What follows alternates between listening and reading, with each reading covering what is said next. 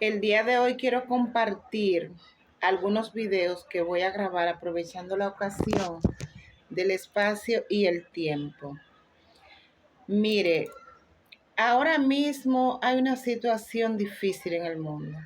Que el Señor le guarde y que el Señor le bendiga. Hay una situación difícil.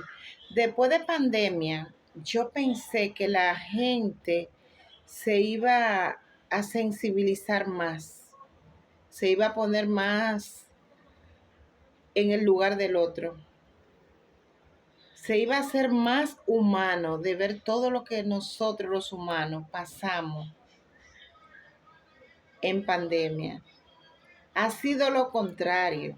La gente está irritable, tú no puedes hablar con nadie, la gente está, todo lo que tú dices por mal.